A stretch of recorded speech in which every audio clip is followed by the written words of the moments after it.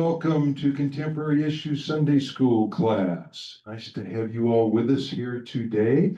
And we are so pleased to have longtime St. Andrew member Linda Levy. Levy, I'm sorry. Linda Levy, pronounce it correctly, with us, professional storyteller.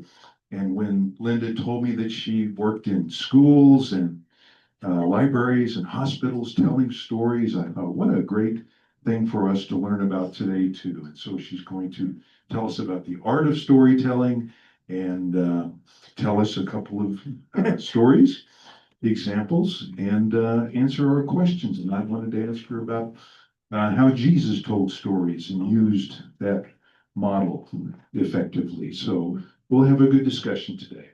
Before we do, want to welcome our Zoomers and ask you to mute yourself in the lower left corner of your screen when you're not speaking. And we are recording this for future playback on YouTube. And any other announcements? We have Sunday school class coming, or Christmas party coming up on December 9th. Hope you'll put that on your calendar. And I want to take just a second and offer a prayer for Jean and Mary Dawson in our class, important folks who just lost their adult son in Arizona who had mental disabilities and was in and had health challenges. So we're thinking of you and hope that you will feel God's peace with you. You bet. And the rallies yesterday, did anybody else go to rallies today? Just thought we would ask and see. There were quite a few of us. Good. Where did you go, Lowell? Which location? At the Littleton Boulevard and Broadway. Broadway. And it was quite a turnout. And I have to say that very interesting experience I had was that the gentleman next to me holding up a sign was all of 97 years old. Wow. Wow, good for him. That's wonderful. Yes. Susie. Did, over here at our church and stuff, in the church, there's about 400 people. But like you said, I saw older men, it's mostly older men, in wheelchairs with oxygen and even everybody wanted to be there. So, so I thought that was pretty cool. Great. Yes. Thank you, Louise, for doing that. I need to turn on that microphone.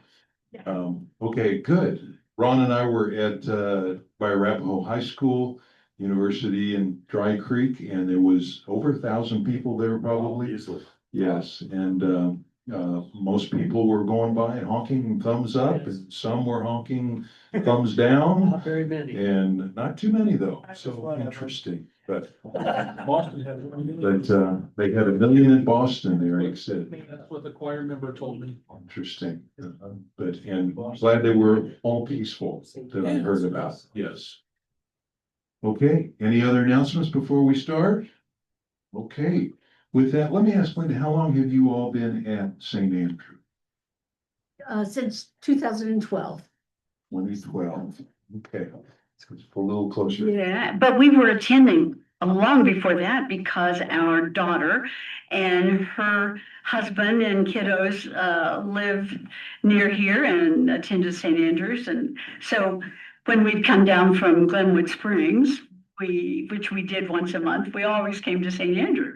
And long ago, Harvey came to Oklahoma City where we were living, and he attended and was introduced at Church of the Servant, which was the Methodist church where Dale and I attended. And when we came to this area, we lived in Glenwood, but when we came to this area, we were always looking for a church that, as much as possible, was like Church of the Servant in Oklahoma City. And of course, it was St. Andrew. Very good, great. Also want to just say hi to Dale, her husband Dale. Where are you? Dale's there in the back. Okay. A lot of you know Dale. Okay, so with that, thank you, Linda, for doing it. Tell us about storytelling. All right, I'm going to move y'all. I'm gonna spot you one more time. Well, you all, I'm not always used to wearing a head mic, so we'll see how it goes. We have a handheld that we can revert to, or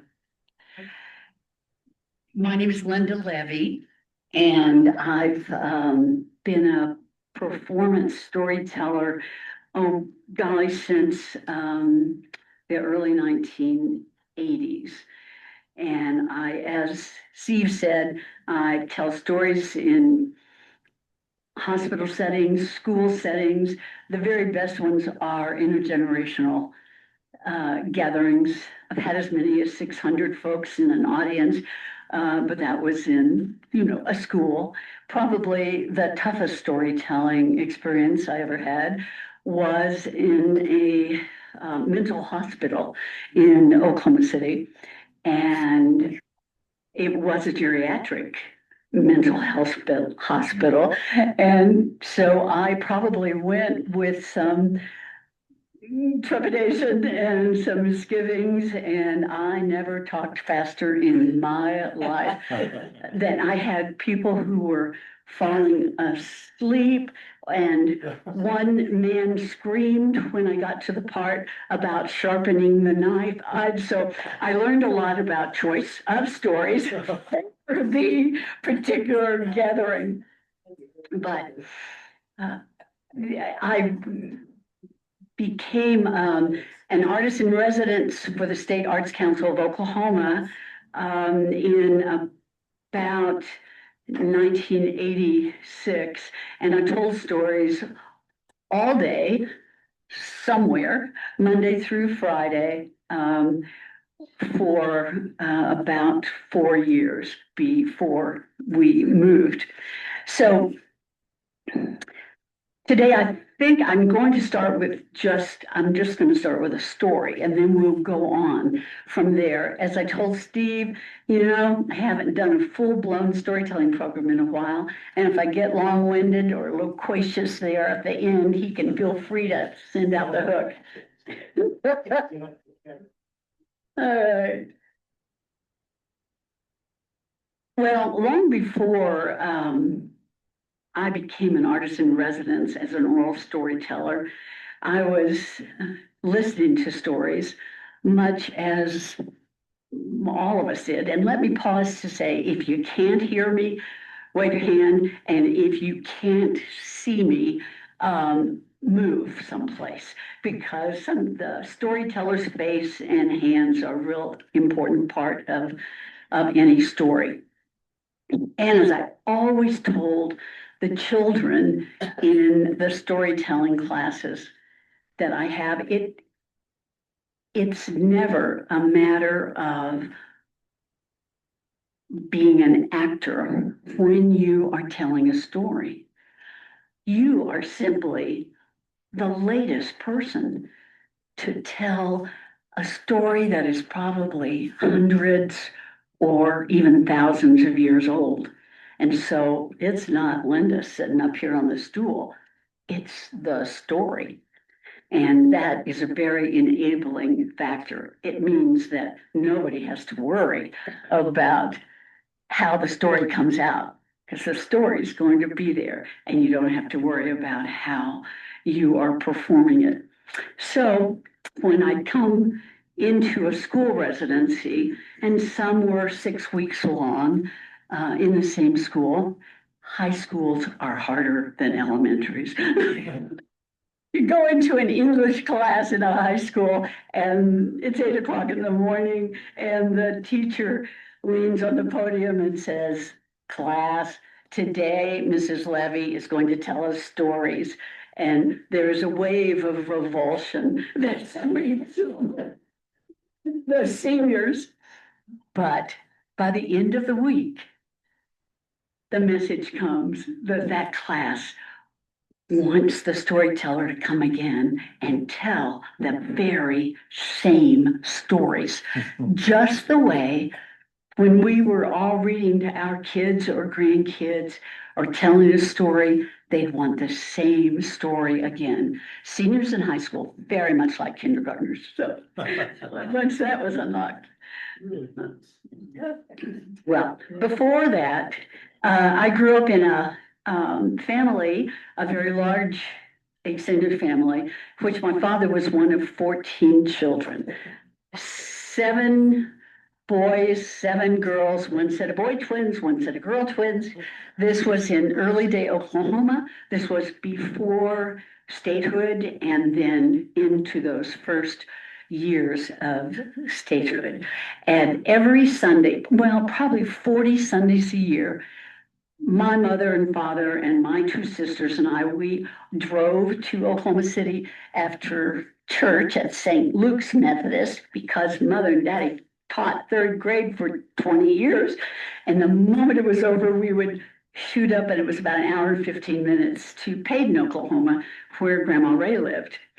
Grandma Ray always had between 75 and 200 of us at her house on a Sunday. And if you weren't there, people were asking why. You lived in the state and you didn't come to Grandma's for Sunday? Well, so I have 36 first cousins, innumerable second and third cousins, and people told stories all day on Sundays at Grandma's house. Okay, so how could you not be a storyteller?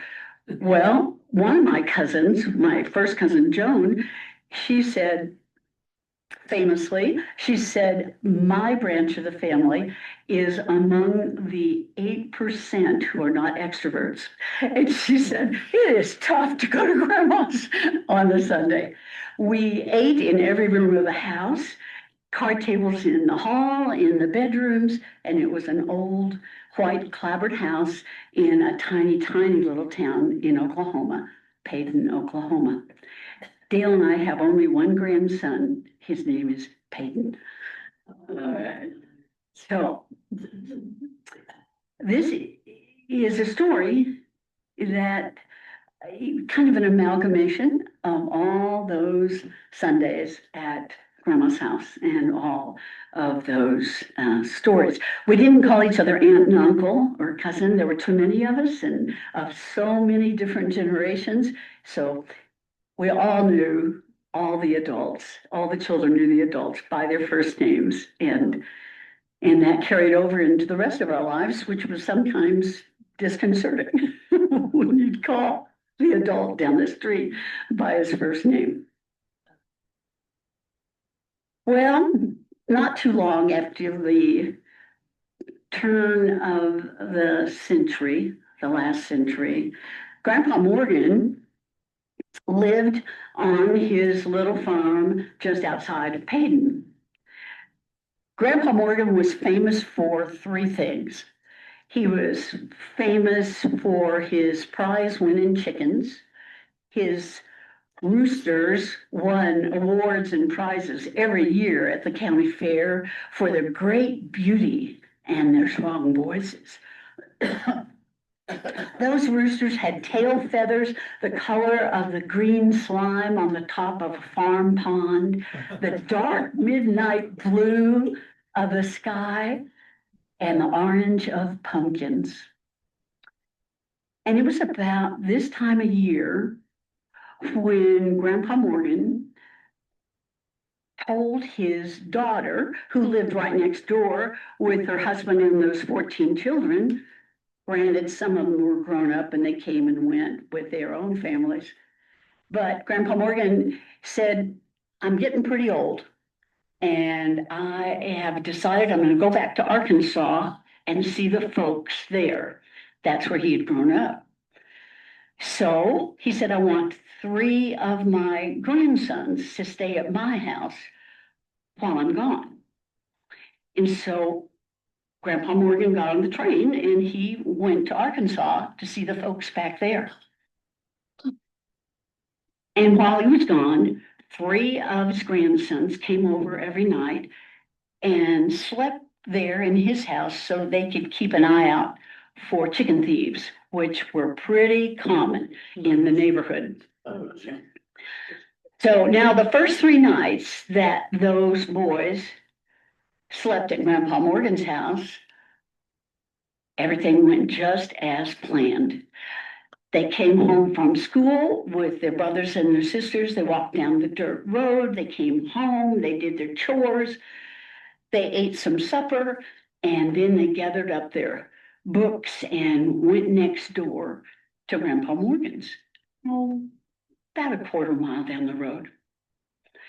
And when they got there, why, they gathered the eggs and they fed and watered the chickens. And by the time they kind of got settled, why, they did their homework and went to bed. But the next night, something else happened. Those boys came home from school, walking down the dirt road from school to the house, and they did their chores and they ate some supper, and then they kissed their mama goodnight and went next door to Grandpa Morgan's house. And when they got there, they gathered up the eggs and they checked the feed and water on the chickens, and they went into the house. Now, those three boys, one was 12 and one was 9 and one was 6. Now, the 12-year-old obviously was in charge. And so he had arranged where they would sleep. And they were used to sleeping more than one person to a bed. You can imagine if you have 14 kids or children coming in and out, and then you eventually have spouses and you have other children, and you always have somebody who's spending the night, who's a friend who's come by. So he arranged that they would just sleep 3 to a bed in Grandpa Morgan's bed. Well, they did their homework, but nobody could concentrate very much because the wind was blowing like Oklahoma wind, and it just howled around the corners of the house. And they could hear in the chicken pen, there must have been a loose board, and it would just bang back and forth. So eventually they decided they would just go to bed. But somewhere in the back of all 3 of the boys' minds was the thought that this was the kind of night that a chicken thief would come.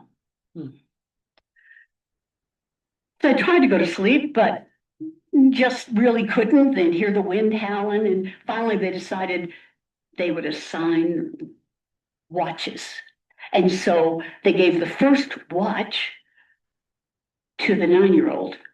And they said, now, if you hear anything or you see anything that sounds like a chicken thief, will you wake us up? And so the other 2 boys tried to go to sleep, and the 9-year-old kept his eyes so close to the window that his eyelashes were sort of touching the screen and the glass. Well, he watched, really the other 2 did as well, and they could hear the wind howl, and if they heard a twig snap or a leaf rustle, well, they just sat straight up. Oh, they were exhausted before an hour had passed. Eventually, they saw coming down Grandpa Morgan's dirt driveway, it was pretty long, a car with the lights on. Now, Grandpa Morgan's driveway came off of the main county dirt road. And so a car was coming down Grandpa Morgan's driveway. So the boys jumped out of bed, ran from the chair to look out and see what happened. And they watched, and they could hear the motor on that car. But all of a sudden, the lights went out and the car sounds stopped, and the boys listened, and they whispered, if they talked at all, listened, nothing else, lights were out. Eventually they put the 12-year-old on the watch, and the other 2 tried to go to sleep. But truth to tell, they were up, down, the wind was blowing, the chickens were cackling, but they must have gone to sleep because the next morning when the roosters crowed, all three of them were sound asleep, and they just sat straight up in bed and ran out to the chicken coop to see what had happened to the chickens in the night. They got out to the chicken coop.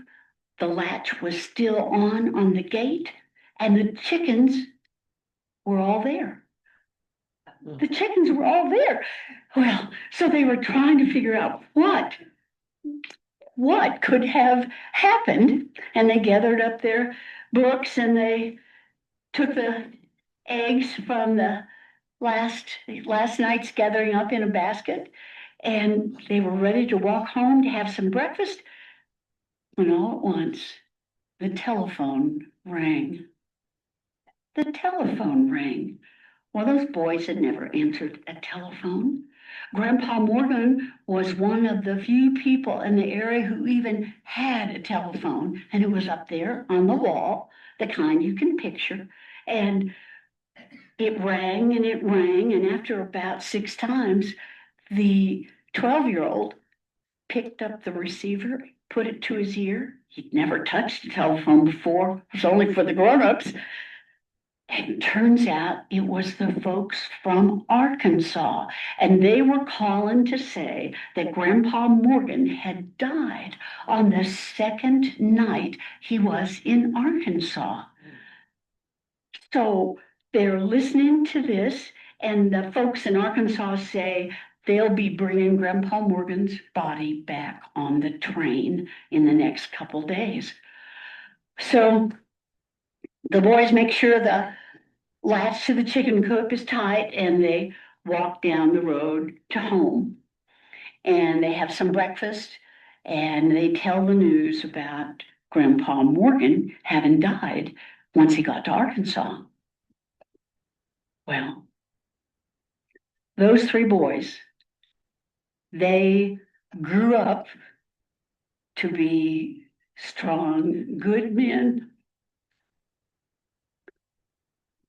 The oldest was my Uncle Woody.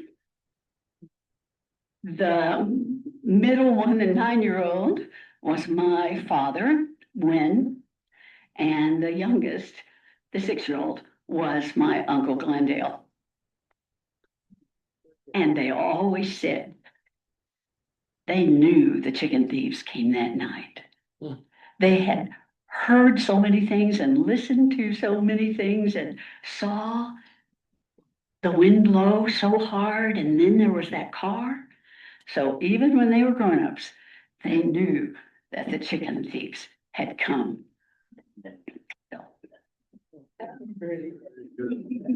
Now, I have just duplicated the hardest storytelling I ever did, because that is the only story that I tell that was my story that I put together from all the stories I'd heard.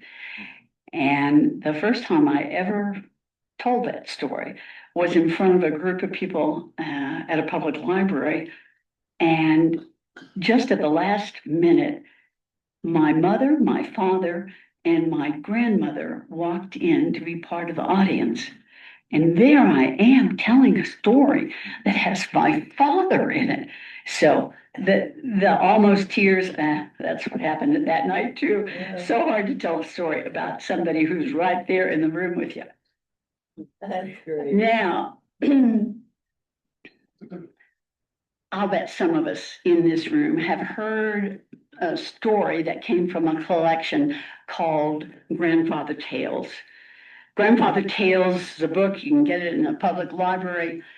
Today, you may have to have it sent over from another library because it was written in the 1930s or put together.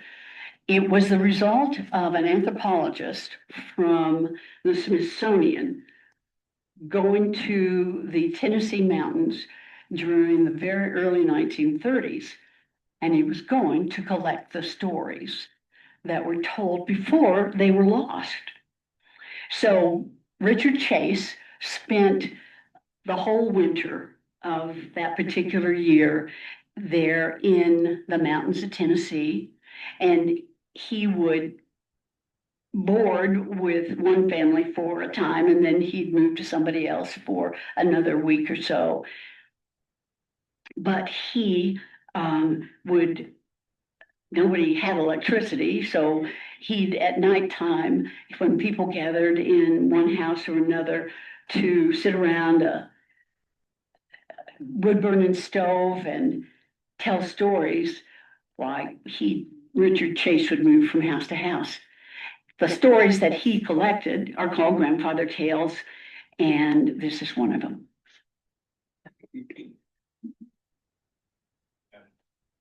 That was one of the stories. A long, long time ago, way up in the mountains of Tennessee, there lived an old woman. And she was a rich old lady, and everybody knew she was rich. They knew it because she kept her money in a jar up on top of the fireboard above the fireplace.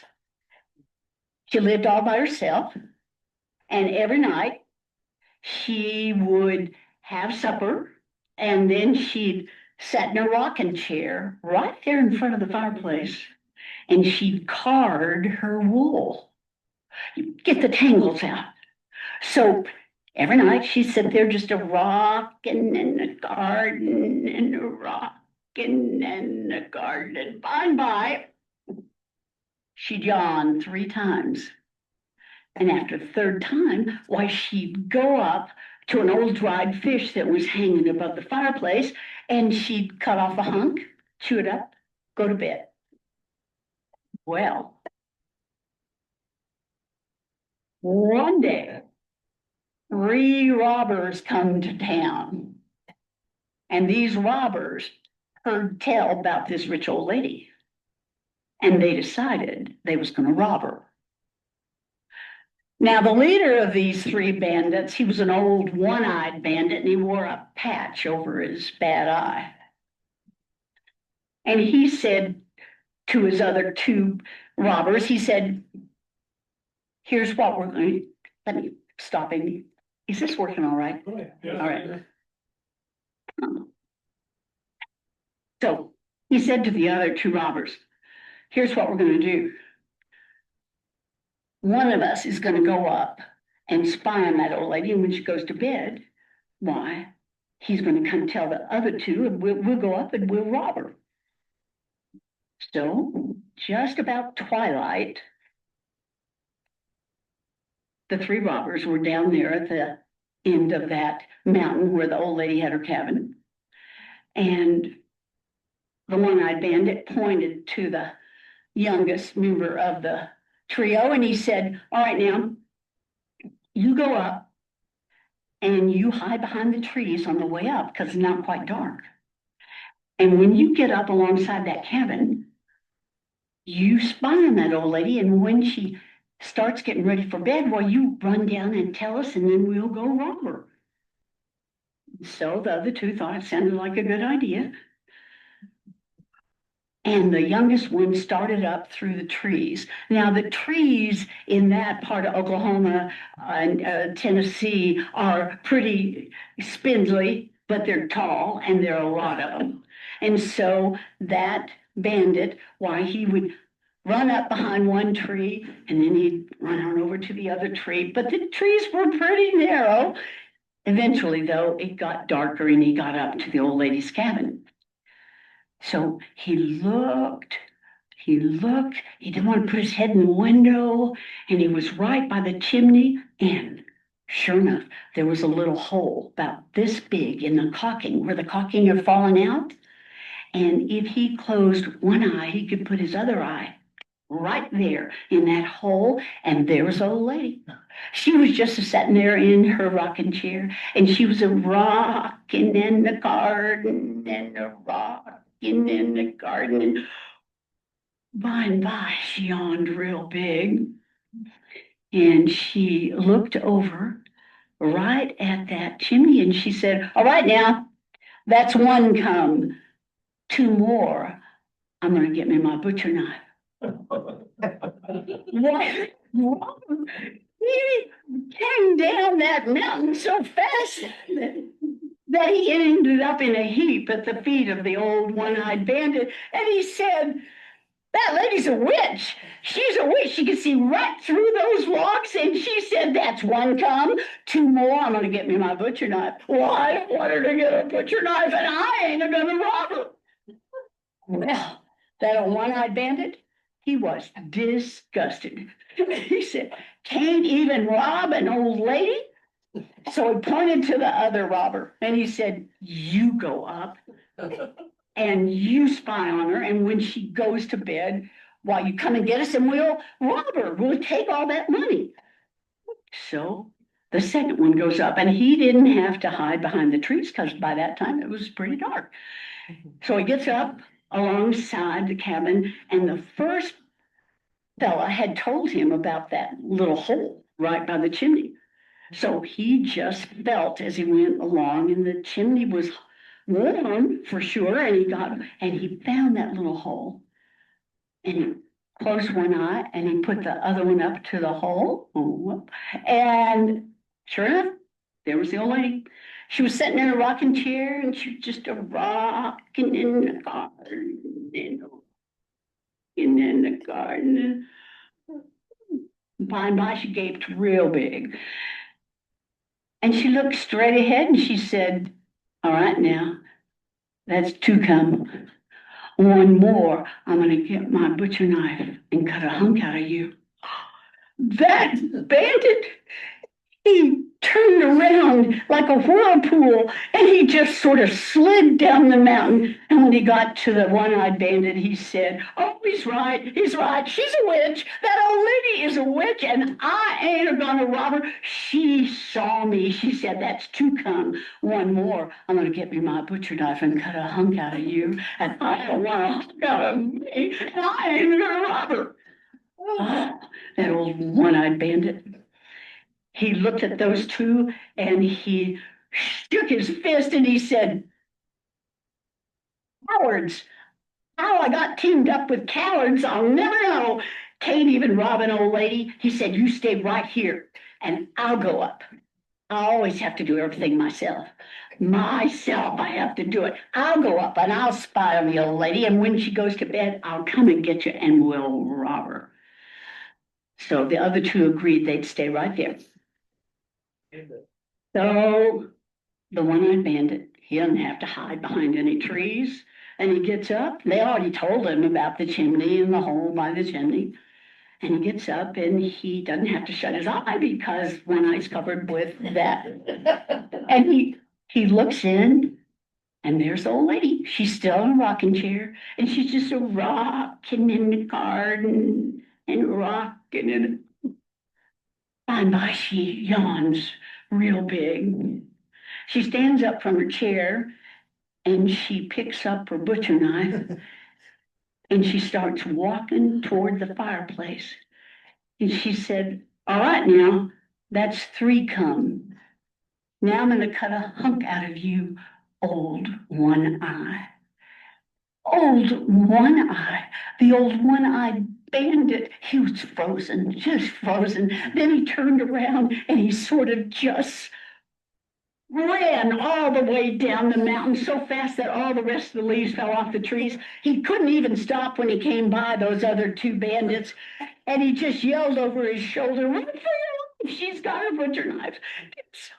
They came right after him. Those three ran so hard and fast that the other two robbers never even caught up with the old one-eyed bandit until he crossed the county line. And as far as I know, they're still running. Now, that old lady, why? She just walked over to that old dried fish that was hanging on top of her fireplace. And she took a butcher knife, she cut off a hunk, chomped it up real well, went to bed and slept just fine, thanks.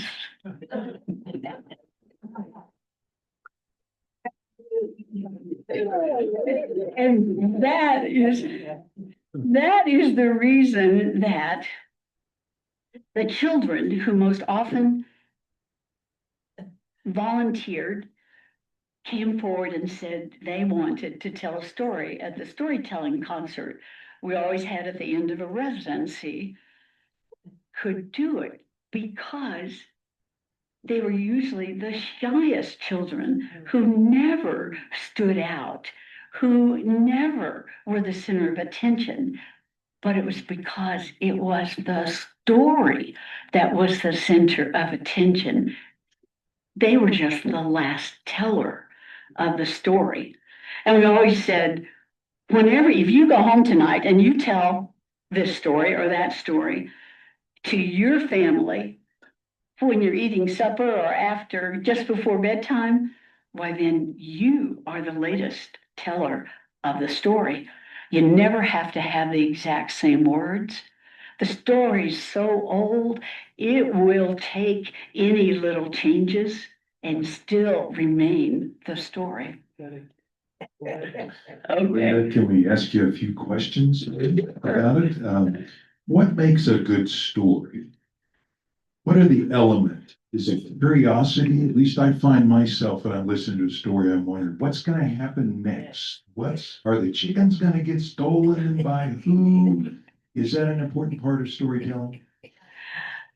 Well, as I was thinking about what stories I was going to tell you all,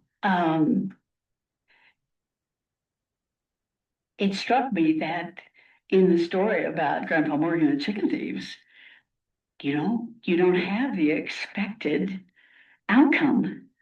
You just have a story of what happened. So it doesn't have to be that the chickens got stolen.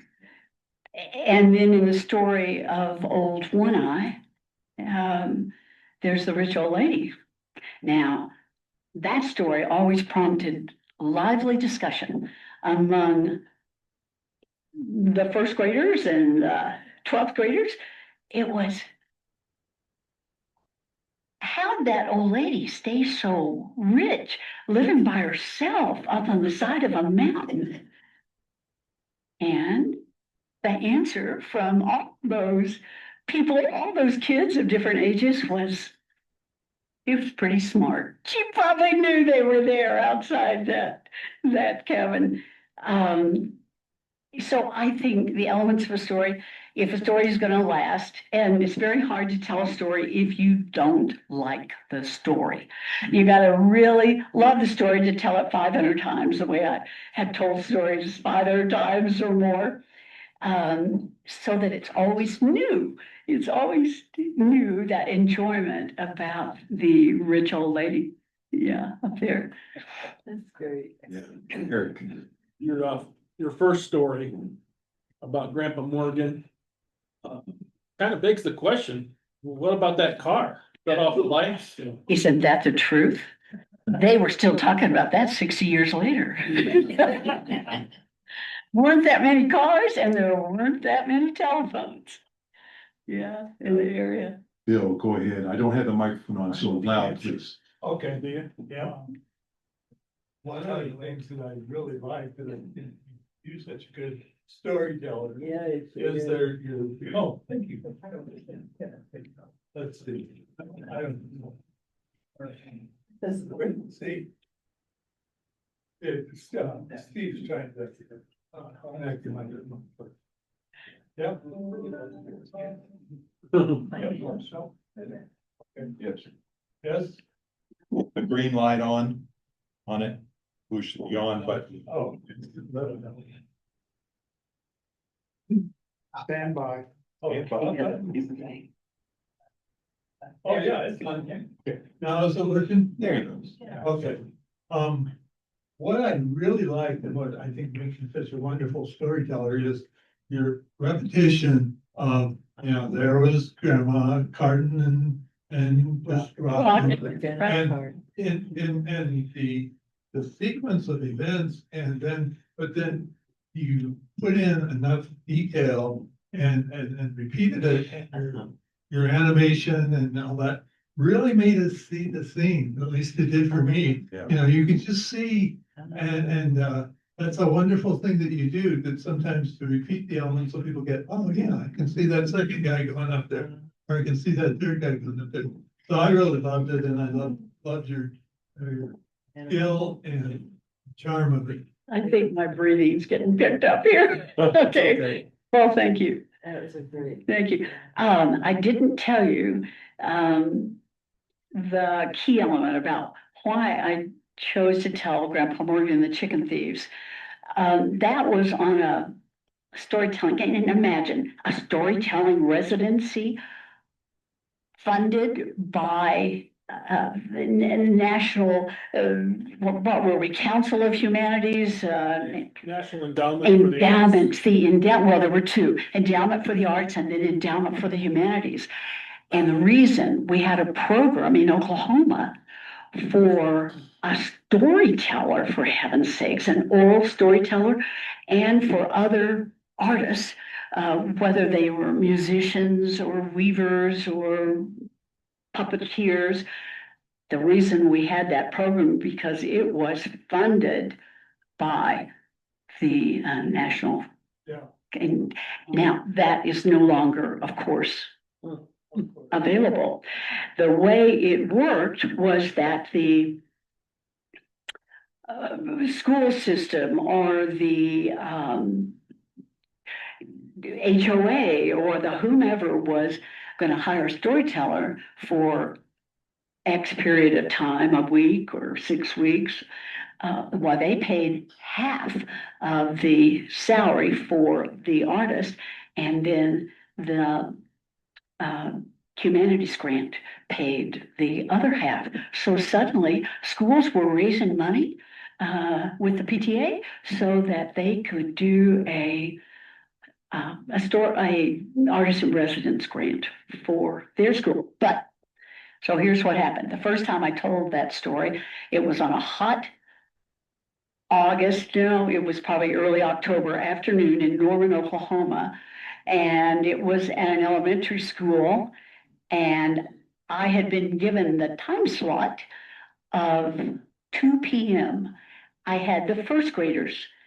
The first graders were in a portable out back. They had a concrete floor and they had metal chairs.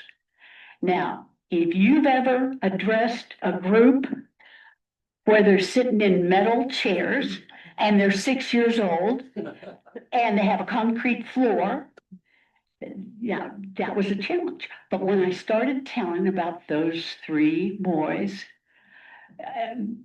you could have heard a pin drop.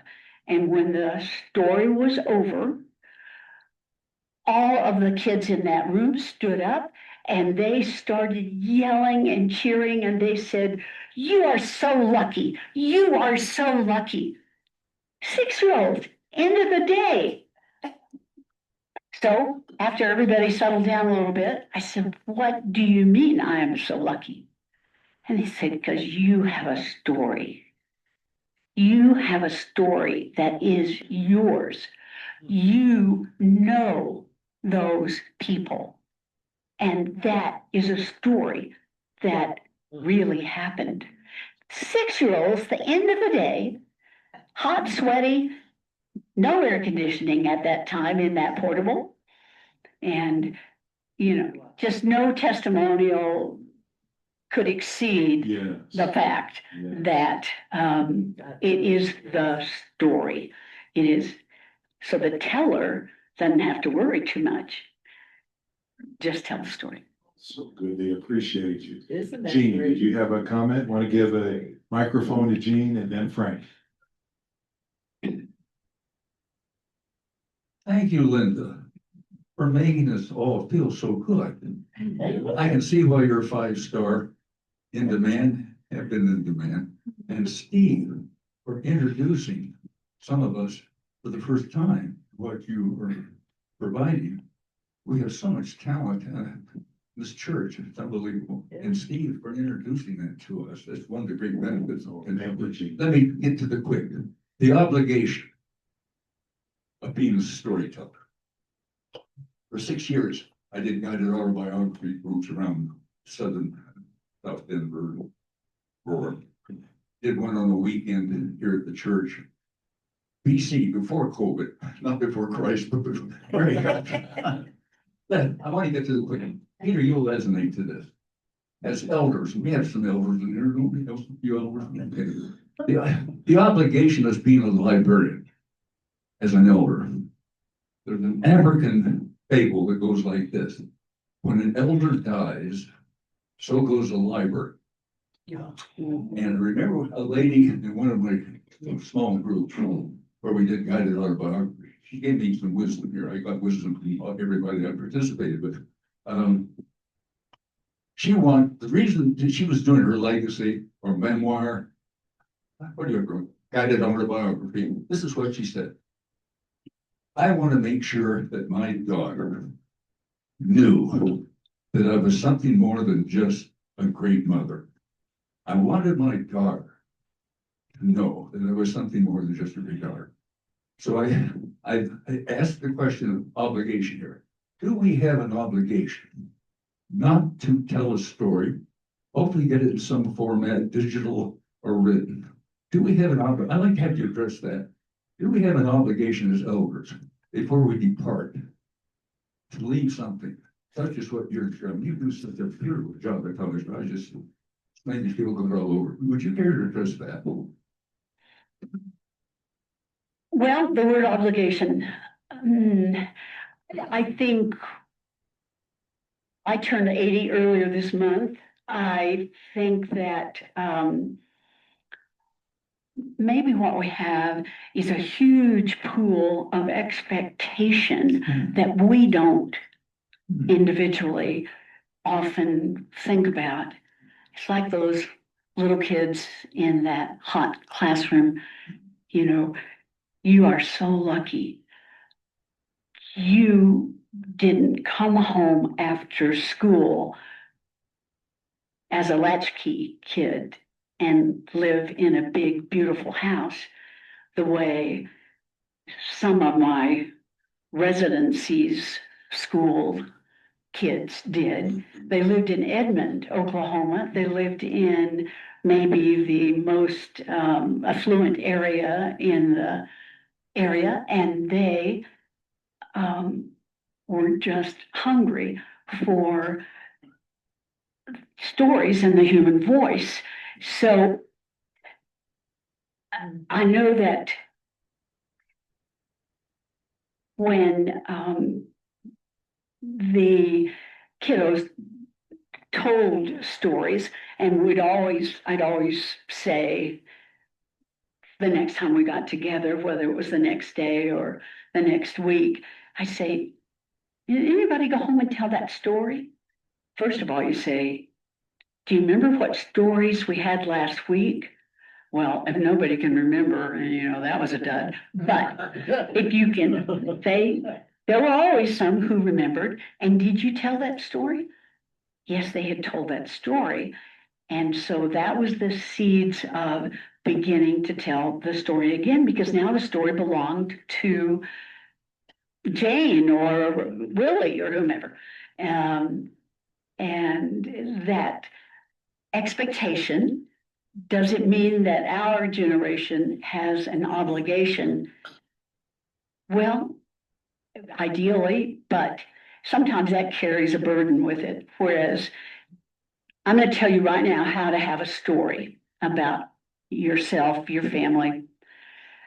Take a piece of paper and draw a little, only you are going to see it, draw a little sketch of the first place you ever remember living, whether that was a house or a tent or a duplex or wherever. Just the outline where you remember. And I remember someplace that I lived when I was 2, not totally, but some of it. So draw a little picture of a place where the first place you remember living, and then make a list of the people who lived in that house. Just the people who lived in that house. And then make a list of the people who came in and out of that house on a regular basis. In my case, it was the pediatrician because we were always sick, and he made house calls. And then thirdly, make a list of all the animals who lived in the house or who came in and out of the house. And then let that just sit on that piece of paper overnight. And I can almost guarantee you that in the morning, you will have a story about something that happened in that place with those people. Yeah. Very good. Gene, would you pass the microphone back to Frank? He's next. And while we're doing that, Linda, I want to ask a quick question. Do you think Jesus made up his stories on the spot? Or do you think his family would tell those kind of stories that he then related to the disciples and others? I have to think that in a non-electronic society that there were lots of people talking and telling their experiences. Common custom back then and even before radio now for people to gather at night and just tell stories, and families would tell those kind of stories, especially about scripture too. In religious cultures, they would tell stories to try and explain scripture. And think about miracles. Oh my gosh, how the word would have spread. Yeah. Oh, so fast. Yeah. Linda, my question deals with, sort of following up on Steve. Do your stories have morals or teaching points? And do you try to be pedagogical with your, stories? Never, never. Just tell the story the way you heard it and let the chips fall where they may, you know. Steve and I were talking a little bit before we started, and it kind of the thought, remember John Denver's song, Rocky Mountain High, but he has a line in it where it says, talk to God and listen to the casual. Keyword reply. That's right. The casual reply. It's just every day. It's all around us. And go home most every night and think about a story you heard. I had two comments. Every Friday morning at 6:25, there's something called StoryCorps. You're probably familiar with that.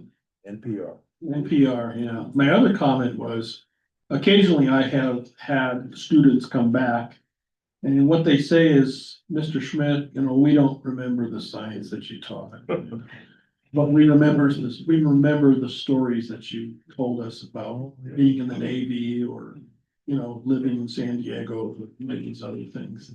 They remember the stories. And our grandchildren, growing up, you know, everybody wanted to hear the stories about the snakes. Dale and I lived in the Philippines for a couple of years and had a couple of stories about Philippine cobras, one in the house, one out in the yard. And you talk about being able to hear a pin drop. If you start telling a story that has a little bit of danger in it, now it doesn't matter if at the end it turned out just fine. It doesn't matter that you escaped once again by the skin of your teeth. That is the story. So Reagan and Lauren Cox, who go to this church, they're now off at college, you know, they would say, tell me a story about the snake and how you use the broom and shoot it out of the house.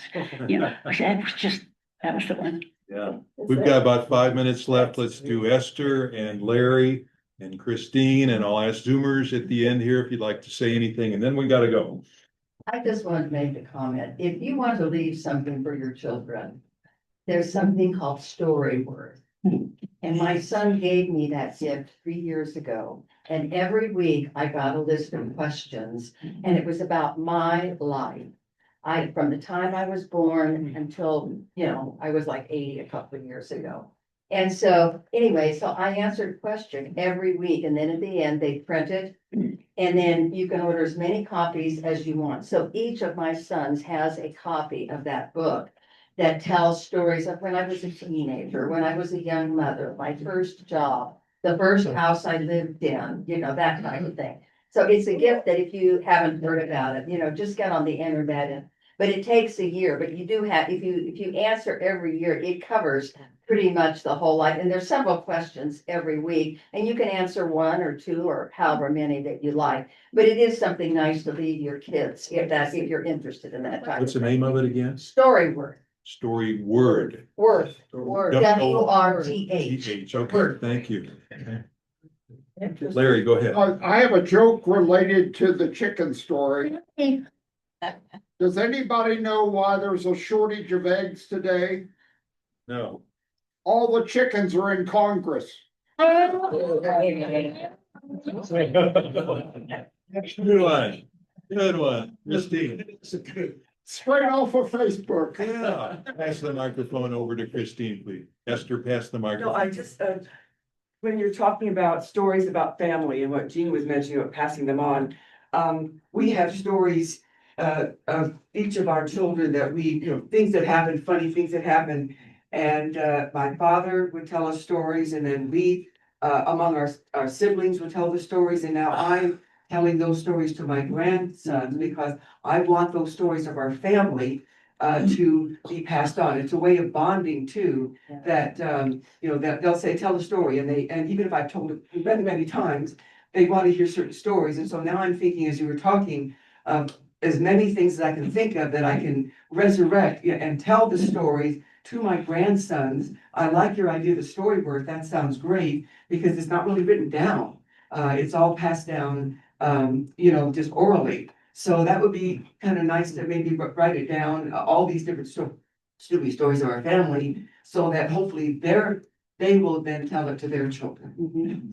Very good. And one of the first lengthy residencies I ever did was in a very wealthy school district.